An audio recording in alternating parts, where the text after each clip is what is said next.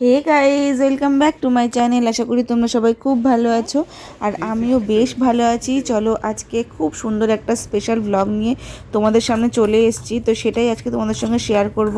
তোমরা প্রথমে থাম্বনেল দেখে নিশ্চয়ই বুঝতে পেরে গেছো। তো চলো শুরু করা যাক।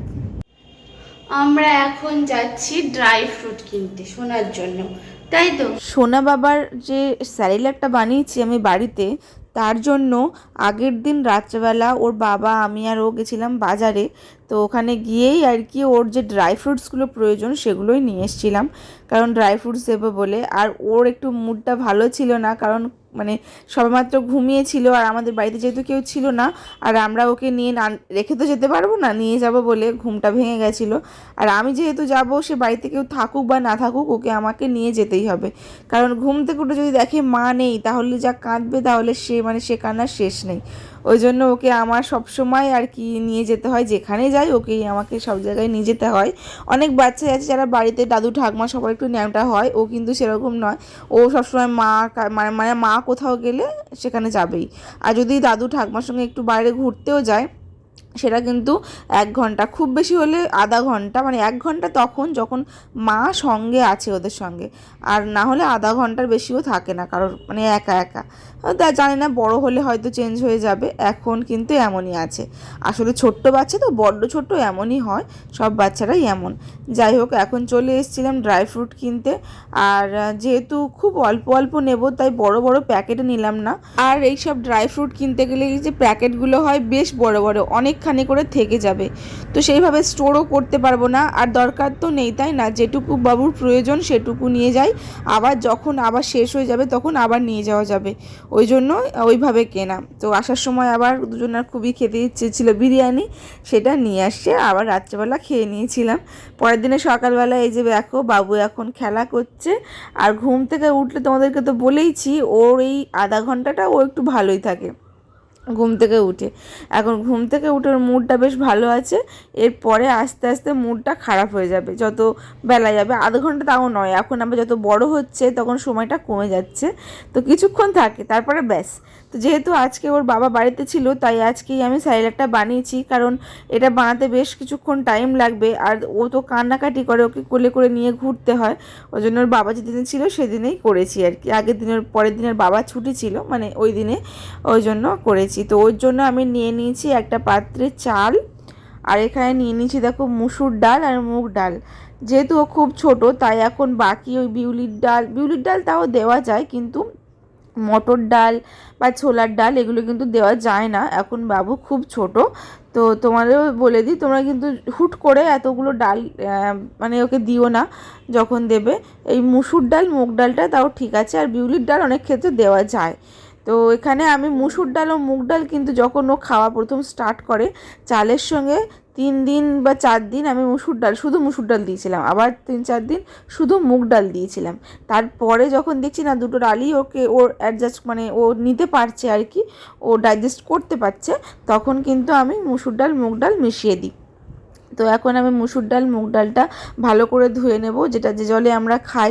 তো এটা হচ্ছে বোতলে আছে, এই কারণে বোতলে করে মা বের করে রাখে যাতে রান্নার কাজে সুবিধা হয়। ওই যে 20 লিটারের ড্রামগুলো হয়, ওর থেকে বোতলে ট্রান্সফার করে রাখে, যাতে সুবিধা হয় কি রান্না করার সময়।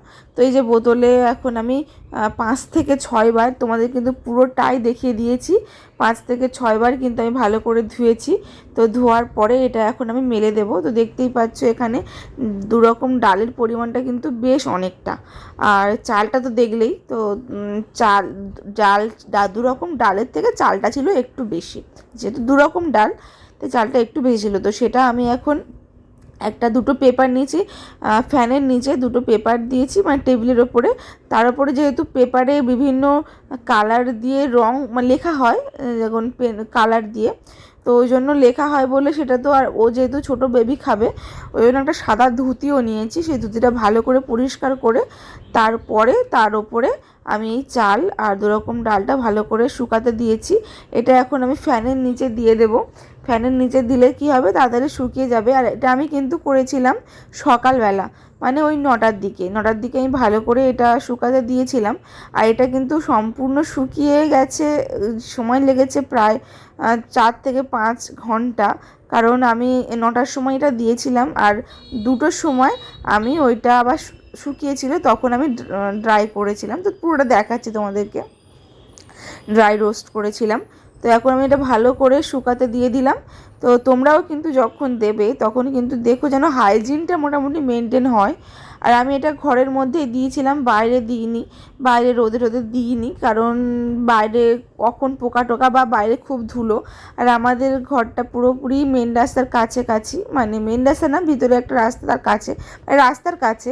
তো ওই জন্য প্রচুর গাড়ি ঘোড়া চলে আর ধুলোও বেশ। তো এই যে তোমাদেরকে বললাম না, ওর বাবা বাড়িতে আছে, তো ওই জন্য বাবার সঙ্গে এখন খেলা করছে।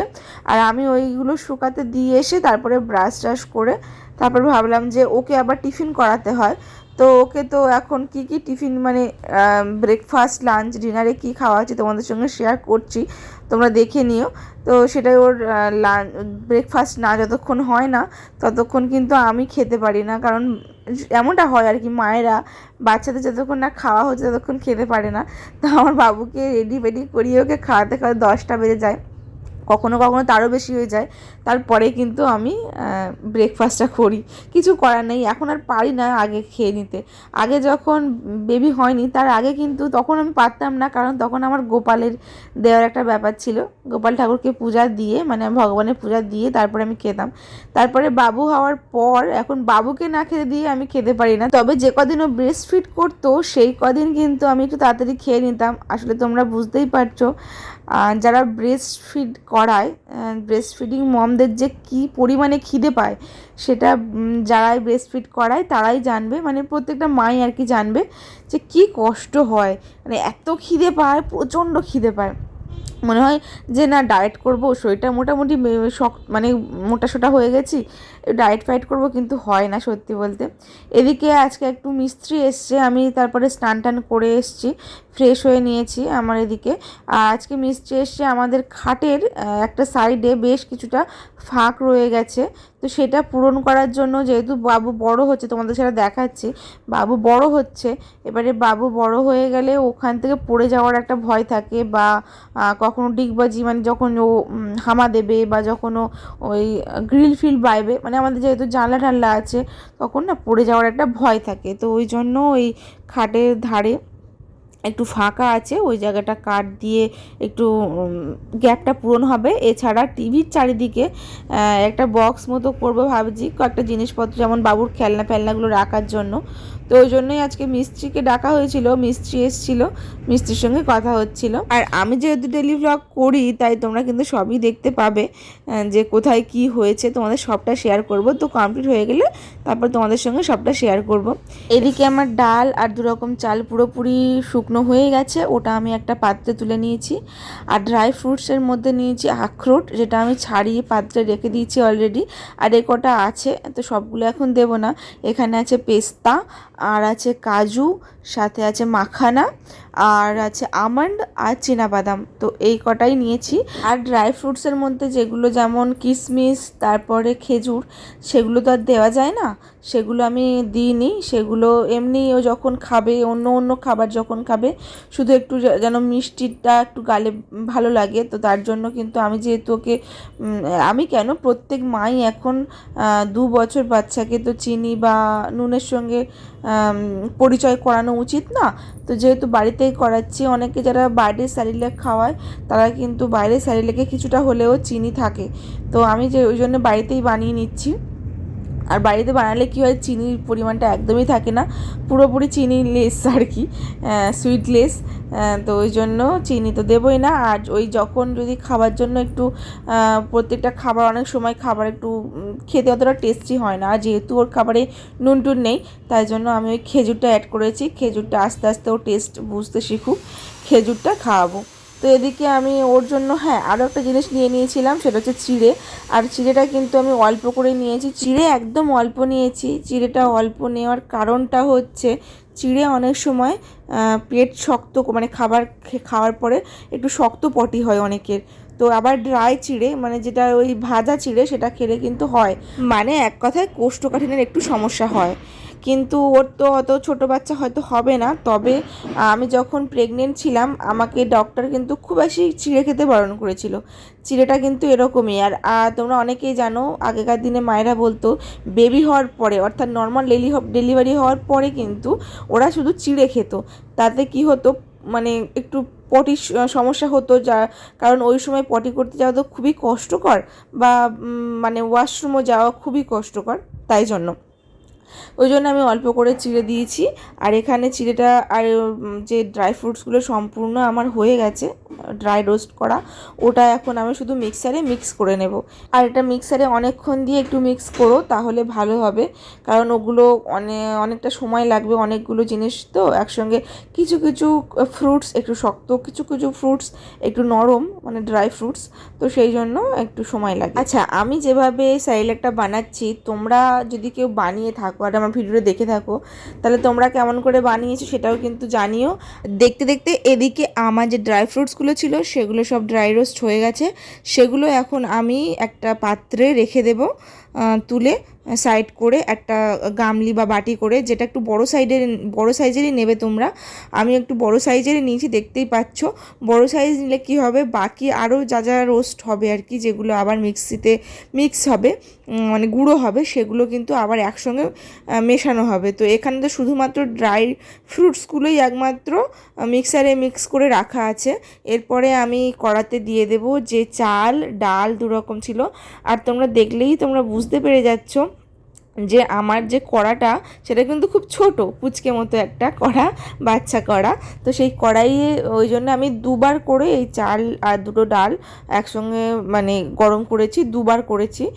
আগে একবার করে নিয়েছি, পরে আরও একবার করেছি, যেহেতু ছোট জায়গা তাই জন্য। এখানে ডাল আর দুরকম চাল প্রায় ব্রাউন কালার যখন হয়ে যাবে তখন কিন্তু নামাবে। অনেকক্ষণ শুকনো খোলায় ভেজো, যেটা আর কি বলে, আর ভালো করে একটু রোস্ট করো অনেকক্ষণ ধরে, সময় মতো একটু যেন মনে হয় যে এবারে যখন মিক্সারে দেবে তখন ভালোভাবে যেন মিক্স হয়ে যায়, সেরকমভাবে একটু ভালো করে রোস্ট করো। আর সঙ্গে আমার ওখানে একটু ভালো করে বেছে নেবে যে চাল দুরকম ডাল আছে, ভালো করে কিন্তু বেছে তারপরে শুকিয়েও। আমি ভালো করে বেছে নিয়েছিলাম। আর তারপরেও একটা ছোটো একটু কুটি মতো ছিল, যেটা ধানের বা চালের মধ্যে থাকে, সেটা আবার আমি দেখতে পেয়ে ভালো করে বেছে নেবে আর কি, এক কথায়। তো সেটা আমি ভালো করে বেছে নিয়ে অনেকক্ষণ দিয়ে ভালো করে ব্রাউন করে নেওয়ার পরে কড়া থেকে নামিয়ে আবার মোটা মিক্সারে মিক্স করব, মানে মিক্সারে দিয়ে গুঁড়ো করব। তো গুঁড়ো হওয়ার পরে এত সুন্দর একটা স্মেল বেরিয়েছিল না, দারুণ একটা স্মেল বেরিয়েছিল। আর তারপরে প্রথমবারে না যখন ড্রাই রোস্ট আমি ড্রাই ফ্রুটগুলো করেছিলাম আর ওই গুঁড়ো করে নিয়েছি, তখন তোমার দাদাভাইকে একটু হাতে দিয়েছিলাম, বলেছিলাম দেখো তো কেমন টেস্ট হয়, বাবু তো খাবে, তো ওর খাবারটা কেমন টেস্ট তুমি একবার খেয়ে দেখো তো। তো ও বলেছিল খুব সুন্দর টেস্ট। তো তোমরাও কিন্তু অবশ্যই করো, বেশ ভালো লাগবে টেস্টটা, সত্যি টেস্টটা ভালোই হয়, বাচ্চারা খেতে পছন্দও করবে, কারণ অতগুলো ড্রাই ফ্রুটসের তো টেস্ট হবেই, তাই না? আর তার সাথে চাল আর দুরকম ডাল, তো এটাও যখন মিক্স হয়ে যায় কালারটাও এত সুন্দর, আর তার সাথে এটার টেস্টই খুব ভালো। অনেকটা স্মেল বেরোচ্ছিলো ছাতুর মতো, যদিও ছোলা নেই, বিশ্বাস করবে না তোমরা, হয়তো যখন বাড়িতে করবে তখন জানি না কেমন ফিল করবে, আর ওরকমই ফিল হচ্ছিলো, দেখো তো একদম ওরকম মনে হচ্ছিলো। আর টেস্টটাও না অনেকটা মানে স্মেলটা অনেকটা সেরকমই আসছিলো। এখানে দেখেই বুঝতেই পারছো একদম মিহি হয়ে গেছে। আর যদি কারোর মনে হয় যে একটু শক্ত শক্ত আছে, আমার যেহেতু পুরোপুরি মিক্স হয়ে গেছিলো আমি ওই জন্য কিছু করিনি।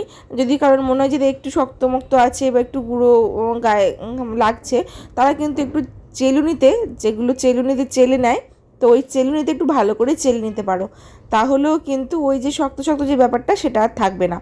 শক্ত শক্ত বলতে আমি বোঝাতে চাইছি ওই যে চালের গুঁড়োর সময় যেটা হয়, অনেক সময় একটু শক্ত শক্ত থাকে না চালের গুঁড়োটা, ওটাই আমি বোঝাতে চাইছি। তো আশা করি বোঝাতে পেরেছি। তো এবারে ওই যে চালের এই গুঁড়োটা ছিল, চাল ডালের যে গুঁড়োটা, আর সাথে যে ড্রাই ফ্রুটসগুলো যে গুঁড়োটা, সেইগুলো একসঙ্গে আমি এখানে ভালো করে মানে মিশিয়ে নেব, ভালো করে মিশিয়ে নেব। আর যেহেতু এটা অনেকটা গরম, তাই কিন্তু কিছুক্ষণ রেখে দেবো, সঙ্গে সঙ্গে আমি কন্টেনারে ভরবো না, সঙ্গেই ভরবো না। এটা দেখে বুঝতেই পারছো প্রচণ্ড গরম। আর এই গরম অবস্থাতেই যেহেতু আমি রোস্টটা করেছিলাম, তাই জন্য আমি একটুখানি রেখে দিয়েছি। তোমরা ওই 2 সেকেন্ড 5 সেকেন্ড পরে কিন্তু গুঁড়োটা করো, তাহলে ভালো হবে। যেমন মশলা গুঁড়ো করে আর কি, একটু হালকা ঠান্ডা হলে তারপরে গুঁড়োটা করলে ভালো। আবার একেবারে ঠান্ডা হয়ে গেলে কিন্তু তখন হবে না। তো যাই হোক, এখানে আমি একটুখানি রেখে দিয়েছিলাম। আর সেদিনে আমার একটা জায়গায় যাওয়ারও ছিল, যার জন্য আমি তাড়াতাড়ি করে চলে গেছিলাম। তো এই গরম গামলিটার ওপরে আমি ফুটো একটা গামলি চাপা দিয়েছিলাম। তার উপরে ওই যে বাবু যে ধুতিটা ছিল, ছোট্ট মতো ধুতি কেটে রেখেছিলাম, সেই ধুতিটাই আর কি ওর উপরে চাপা দিয়ে আমি কিছুক্ষণ রেখে দিয়েছিলাম। তারপরে আমার কাছে দুটো কন্টেনার ছিল, কাঁচের কন্টেনার। তোমাদের কাছে যদি প্লাস্টিকের কন্টেনার, ভালো প্লাস্টিকের কন্টেনার হয়, তাহলে সেখানেও রাখতে পারো, কোনো সমস্যা নেই। তবে কাঁচের বয়াম হলে বেশি ভালো হয়। তবে এমন জায়গায় রেখো যেটা যেন এয়ার টাইট হয়, মানে পুরোপুরি সম্পূর্ণ হাওয়া তা বন্ধ হবে এমন জায়গায়, এয়ার টাইট জায়গায় রেখো, যেখানে সেটা প্লাস্টিকের কৌটো হোক বা কাঁচের কৌটো হোক। যেহেতু আমার কাছে দুটো কাঁচের কৌটো ছিল, তাই আমি এতে রেখেছি। তো দেখো, আমার দুটো এরকম বড় বড় কাঁচের কৌটো পুরোপুরি ধরে গেছে, আর এটা এখন অনেক দিন চলবে, 1 মাস হয়ে যাবে। তো আমি চলো এটা তোমাদের সঙ্গে শেয়ার করলাম। আশা করছি তোমাদের উপকারে লাগলো, তোমাদের ভালো লেগেছে রেসিপিটা, মানে বাড়িতে যে বানানো যেভাবে প্রসেস প্লাস রেসিপি ভালো লেগেছে। তোমরাও ঝটপট বানিয়ে ফেলো যারা নতুন নতুন মা হয়েছো। আর যারা আমার ভিডিও দেখছো, যদি ভালো লেগে থাকে তাহলে একটা লাইক আর সাবস্ক্রাইব করে দিও। আর অবশ্যই আমার পাশে থেকো। টাটা, সবাই খুব ভালো থেকো, সুস্থ থেকো।